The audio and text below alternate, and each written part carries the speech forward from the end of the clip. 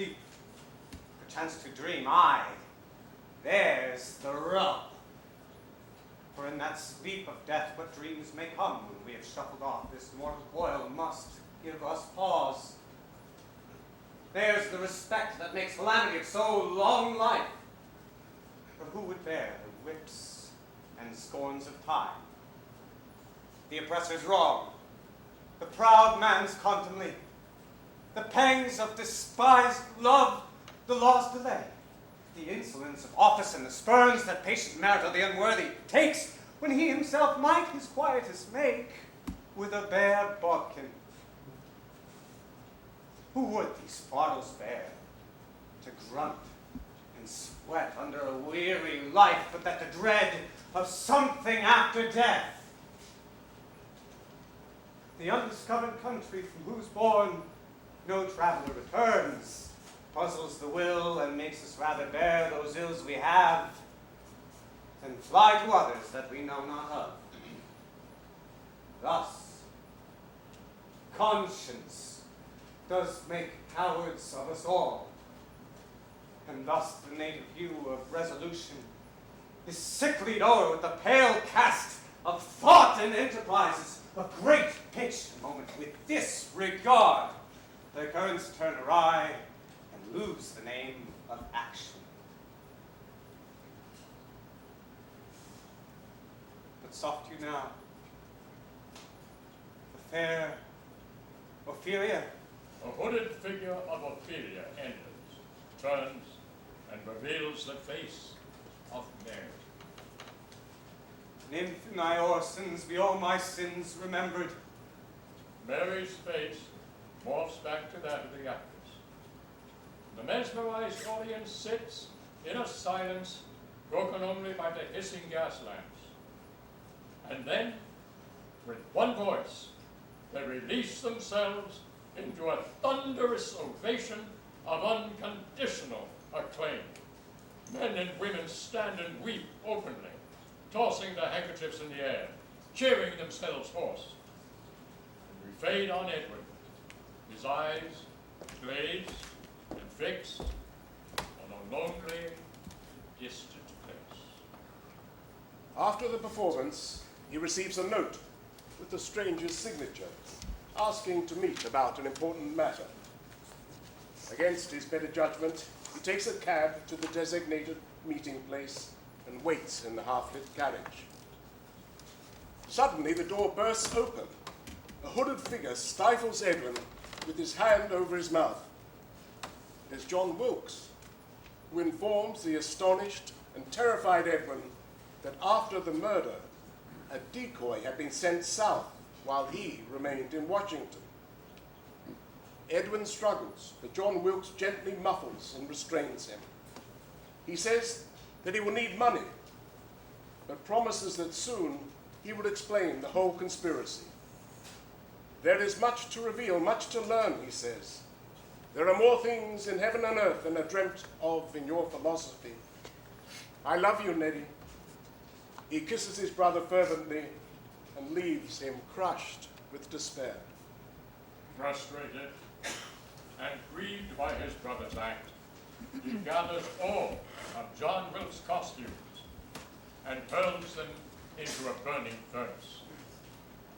Then he heads for the home of his dearest friend, Lawrence Barrett, to seek help and advice. John is alive, a killer. He can't turn him in, he's his brother. He loves him for who he is, but he hates him for what he's done. And in this conflicted state, he arrives at Barrett's home, where a party is in progress. He avoids the guests and begs to speak with Barrett alone.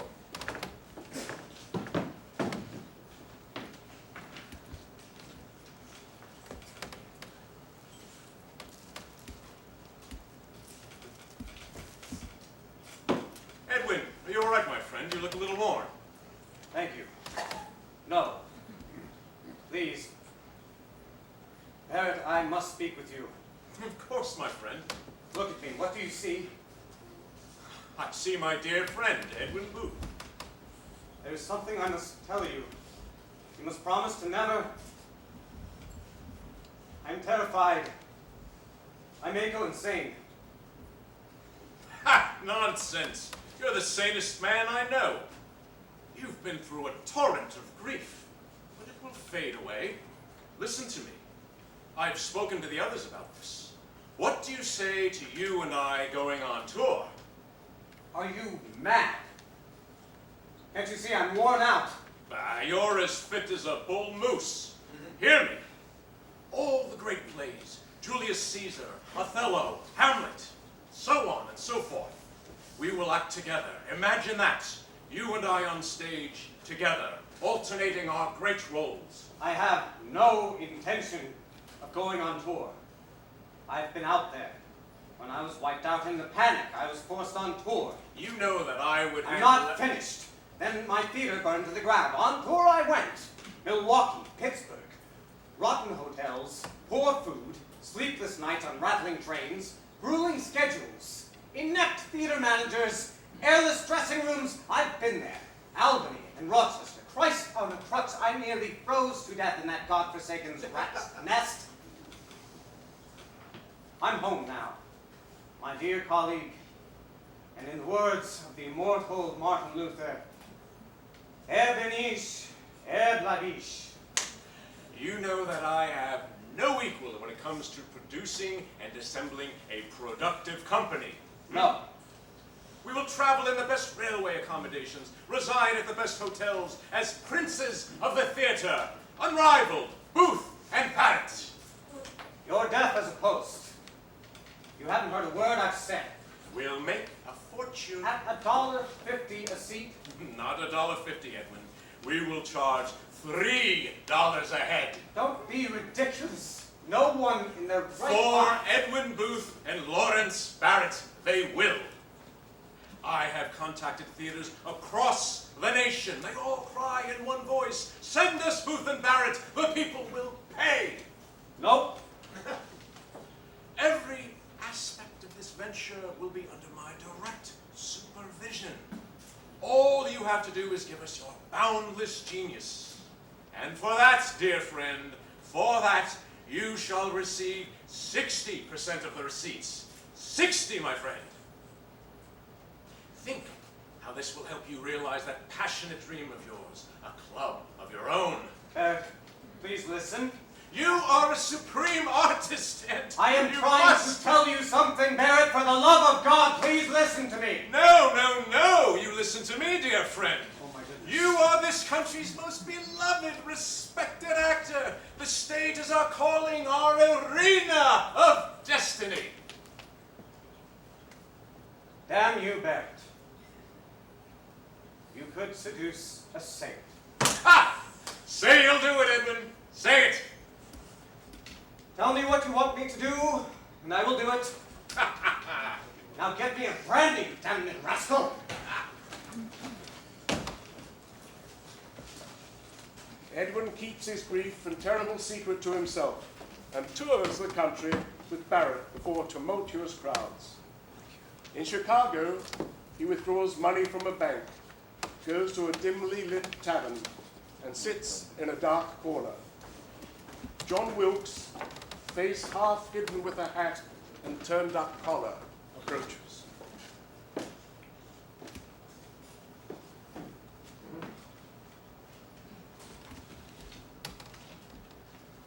Hello, Neddie. Neddie, I love you. Please listen. Take the money and go. I'm done with you. Dear brother, please listen. My heart is bursting. Bursting, Neddie. Bursting with shame that I caused you ill. Ned. I've lived a lie. Christ, I was a northern spy for Stanton, a patriot. Brother, a fool, but a patriot. I killed that tyrant for love of my country. Lincoln let the war happen. It's true, he wanted it. I have proof. Stanton knew. Those hypocrites in the cabinet knew. So did half of Washington. Please show me love and mercy. Dear brother, please, Neddie, these vipers have turned on me. I wander in a void.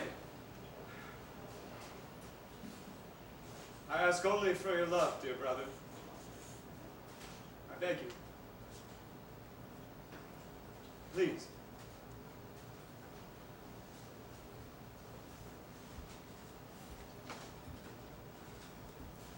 He conceals his torment and returns from the tour with enough money to build his dream.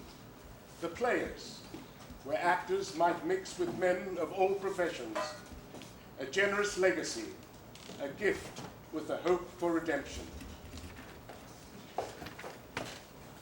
In 1893, we are in Edwin's room at the Players when he dies. His friend Joseph Jefferson remarks, "He left us like the passing of a shadow." And at this time, it stops. Time itself stops and becomes irrelevant. We sweep down the staircase filled with happy souls, male and female of all ages, from every period of time. Gentlemen of the gay 90s, personalities of then and now, dressed in the style of their time. Placido Domingo, Stanford White, and Evelyn Nesbit, Kevin Spacey, Denzel Washington, John Barrymore, drinking and chatting. Flappers of the 20s, dandies of the 19th century, and cool dudes of 2015. We enter the great hall. Sarah Bernhardt sweeps in and embraces Tony Bennett. Mark Twain offers a drink to a delighted Joyce Randolph. Celeste Holm embraces Clint Eastwood. And outside, horse-drawn carriages and automobiles, circa 1893 to 2015, discharge crowds of happy people. A figure stands in the shadows by the bar, and a pretty young flapper bumps into him. Jeepers! I'm sorry. Gee, you look sad. How about a little excitement, big boy? The figure does not move. No? Okay. But if you change your mind. She tickles his face with her paw and runs inside. The man watches her go. It is John Wilkes. His beauty has vanished. His once flashing eyes are dull, listless. He has fulfilled his twisted destiny, but he has shriveled into an empty shell. A young